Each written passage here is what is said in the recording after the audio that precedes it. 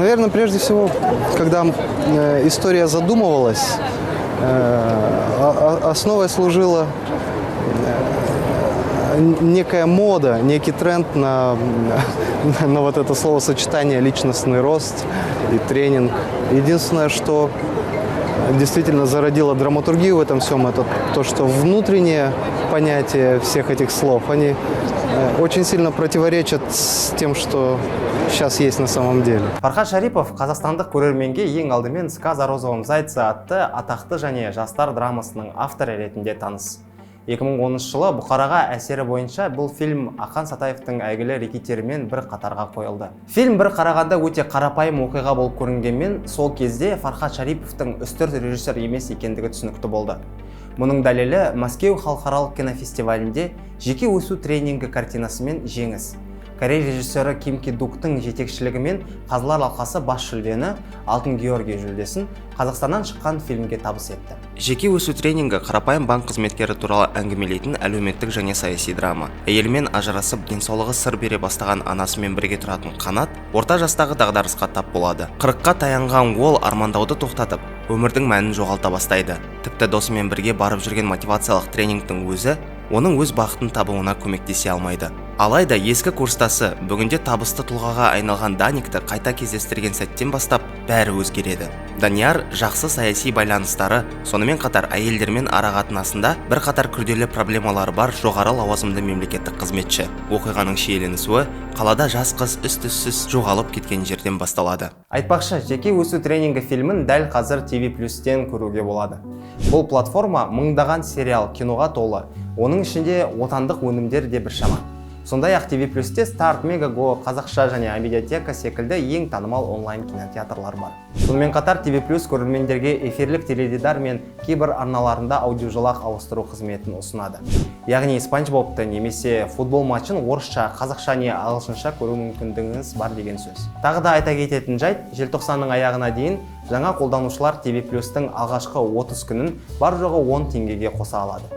Науқандық тариф төмендегі сілтеме бойынша қолжетімді. Жеке өсу тренингі Данияр Сургалиновтың «Кирпичи 2.0» романына негізделген. Бұл фильм шын мәнінде мұндай тренингтер және олардың аудиторияға қалай әсер ететіні туралы емес. Бұл фильмде идея адамның өмірінің өзгеруіне ешқашан кеш еместігі туралы сомдалады. Бірақ кейде өзгерту туралы шешім әрқашан адамның абыройымен байланысты емес. Қанат банкте жұмыс істейді. Альцгеймер ауруына шалдыққан анасымен бірге тұрады. Өзін соншалықты жек көретін әйелі және сүйетін, бірақ аса қатты құрметтей қоймайтын қызы бар. Оның өмірі мұңға толы.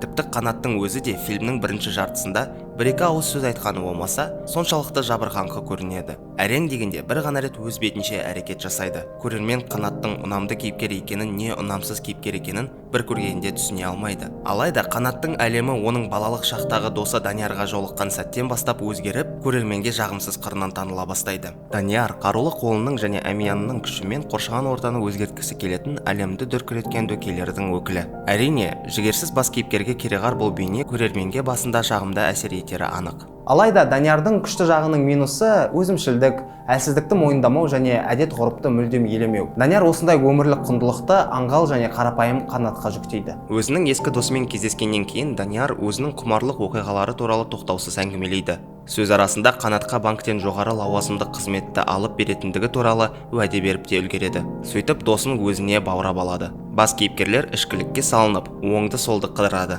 Сонымен бірге жүрген әрбір сауық сайраннан кейін Қанаттың адамгершілік құндылықтары біртіндеп жоғала береді. Данияр шын мәнінде оның тұлғалық өсудегі жаттықтырушысына айналады. Бірақ бұл адами тұрғыдан өсу емес, кері кету, құлдырау болатын. Ну есть же люди, Даник, ну есть же люди, а? Какие люди? Братан, есть ты, есть я. Вот мы сейчас здесь сидим. Мы есть народ. Жеңіл жүрісті қыздармен болған кезекті қыдырыстан кейін Қанат жаңалықтардан үз-түзсіз жоғалып кеткен жас қыз туралы естиді. Шындығына келгенде бұл қыз қайғылы жағдай орын алған түні досымен бірге болған еді. Қанат Даниярдың қылмысқа қатысы бар екенін сезіп, күдіктене бастайды. Нәтижесінде табиғаты жағынан адал, алайда өзінің түпкілікті дәрменсіздігіне әбден мойынсұнған, күресуге үмітсіз, қауқарсыз және шаршаңқы бас кейіпкер таңдау жасауға мәжбүр болады. Таразының бір басына мансаптық өсу және материалдық игіліктерге қол жеткізу салынса, адам болып қалудағы соңғы мүмкіндігі тартылады. Данияр қызды өлтірді ме деген сұраққа жауап беруге тырысайық. Менің жауабым иә. Фильмнің басында режиссер Даниярдың жүргізушісіне назар аудартады. Сол бір қайғылы түннен кейін Қанат Даниярдың жүргізушісін ауыстырғанын байқайды. Сондай-ақ екінші қыздың құпия себептермен күтпеген жерден мол байлыққа ие болып шыға келуі де сюжеттік желінің шешімі немен бітетініне меңзейді. А как решилась? Знакомая одна рассказала. Она за 3 года себе на Lexus заработала. Да, конечно, найдется. Куда она денется?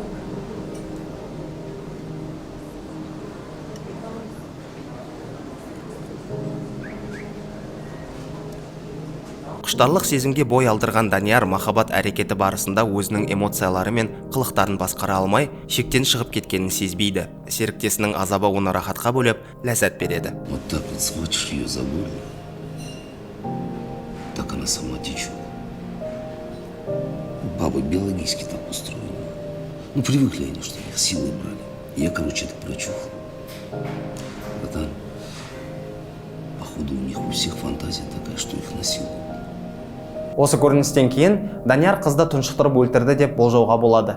Ал кенеттен байып шыға келген қыз қадір-қасиетке қарсы таңдау жасап, болған жағдай туралы үнсіздікті таңдайды. Өкінішке орай, Қанат та осындай таңдау жасайды. Фильмнің соңғы бөлімінде ақиқатқа жетуге ұмтылған Қанат суыртпақтап тарта отырып, барлық шындықты Даниярдан біліп алады. Бірақ бас кейіпкердің мұндай әрекеттері тасы өрге домалап тұрған Даниярдың болашағына үлкен кедергі келтіретіні анық. Десек те, Данияр Қанатқа соңғы таңдауын жасауға мүмкіндік береді. Ты реально просто хороший ты человек. Я тебя понимаю. Но и ты меня пойми. Ты сейчас можешь большую ошибку совершить.